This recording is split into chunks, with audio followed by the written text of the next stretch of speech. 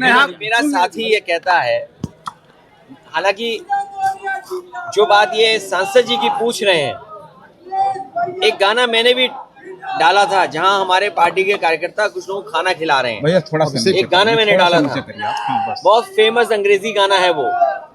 उस गाने के बोल ये हैं कि न ऊपर कोई स्वर्ग है न नीचे कोई नर्क है। और हम और आप लोग अगर थोड़ी बहुत भी साइंस पढ़े होंगे, इस पृथ्वी के ऊपर नीचे भी आसमान है, ऊपर भी आसमान है। तो ये जो बातें हैं, कुछ चीजों को हमें स्वीकार करना पड़ता है। जब हमारे कुछ लोग बोलते हैं कि ये नर्क है, तो हमने स्वीकार कर लिया ये नर्क है। उन्होंने कहा ये स्वर्ग है, तो हमने स्वर्ग नर्क कर लिया। अब जब सरकार इस बात की गिनती नहीं कर पा रही है कितने लोगों की जान चली गई है,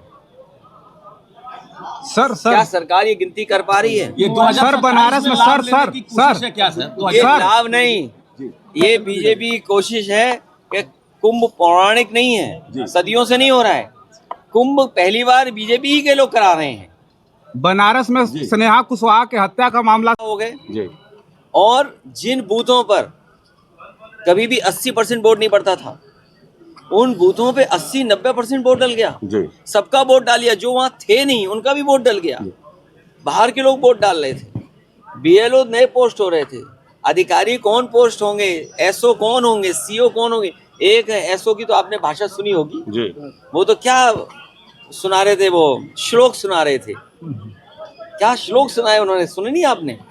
वो ऐसे श्लोक सुनाए जो मैं कह भी नहीं सकता आपसे।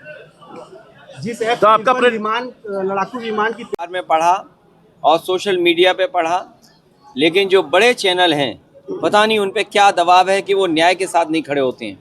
इससे पहले भी बीएचयू में एक बेटी के साथ घटना हुई, वो न्याय के लिए सोचो उसको क्या तकलीफ और परेशानी का सामना करना पड़ा।